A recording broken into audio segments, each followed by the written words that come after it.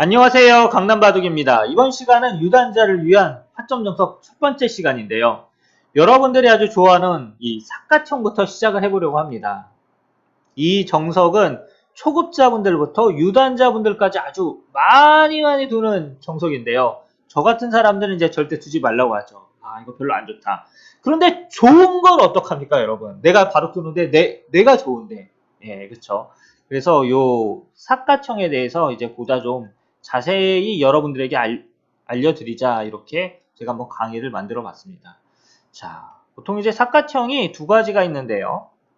그냥 아무것도 없을 때 두는 삿갓형이 있고, 뭐 백이 기착점이 이렇게 있을 때 두는 삿갓형이 있죠. 아무것도 없을 때는 이렇게 삿갓형을 두면 B로 이어야죠. 뭐 이런 거 두면은 백이 받고 흙은 지킵니다. 그리고 아래로 이으면 이제 위로 끊는데요. 이때도 뭐 기력이 약하신 분들은 그냥 다 지키세요. 그것도 나를자도 아닌 눈목자. 그러면은 이제 절대 저는 안 된다. 이수는 안 된다. 이렇게 이야기를 하는데, 왜냐면 책에는 이게 절대 무조건 안 좋다고 나와 있거든요.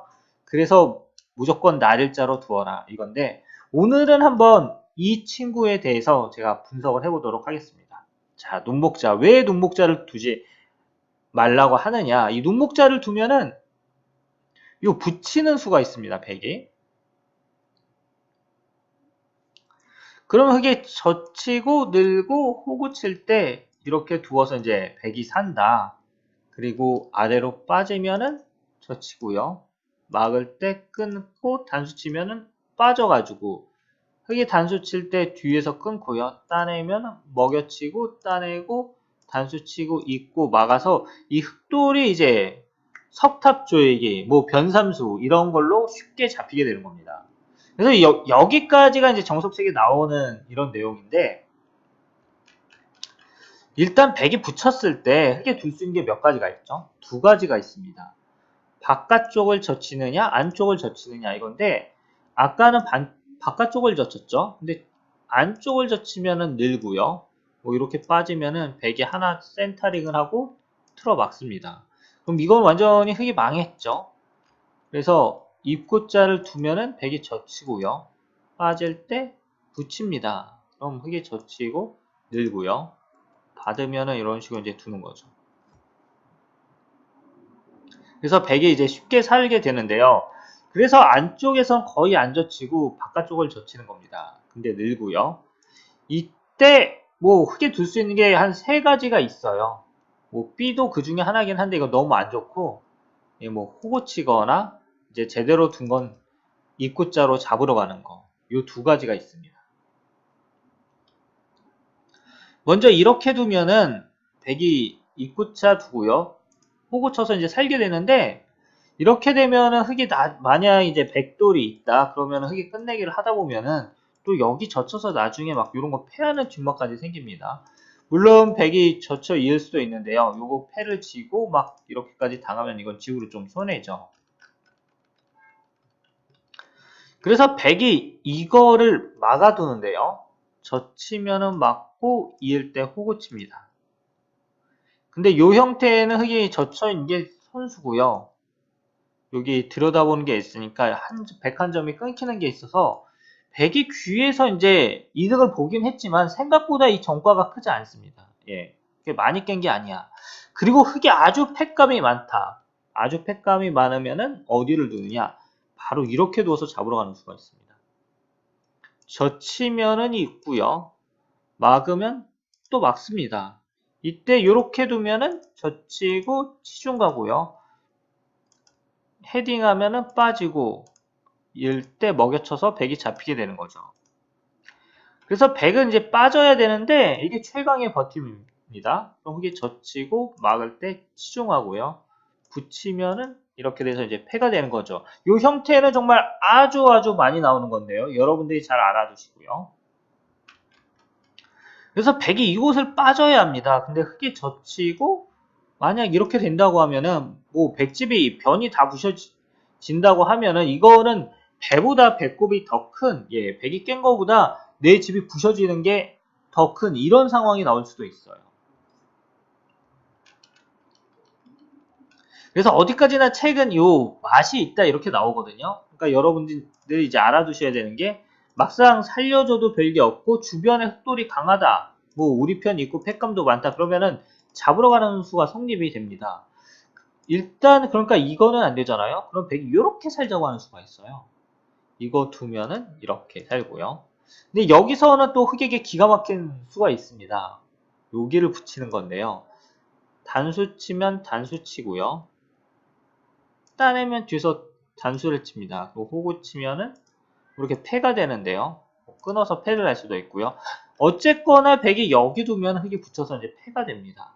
그리고 뭐 날일자 같은 거 두어도 맞고 빠질 때 이렇게 둬가지고 패가 되게 되는 거죠. 그래서 흑이 이거를 두면은 이 백이 그냥 살지를 못합니다. 그리고 요게 이제 붙이는 게 어디까지나 이제 뒷맛이고 이런 말이 안 되는 게 백이 산다고 하더라도 이게 초반에 이렇게 초중반에 두면은 흑이 튼튼해져서 오히려 백이 손해거든요, 이게. 그래서 이거를 그럼 영원히 안 둘 거냐? 예, 여기서 영원히 안 둘 거냐? 그건 아닙니다. 백이 어딘가는 둬야 돼. 그러니까 보통 이제 3-3을 많이 생각하잖아요. 이렇게.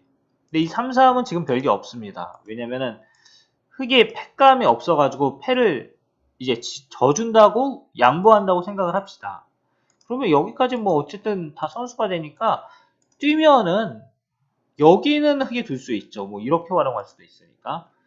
뭐가 되냐면 이거는 뭐 백이 흑집을 깨긴 했지만 백이 잃은 게 훨씬 큽니다. 이거 끊는 것도 있고요.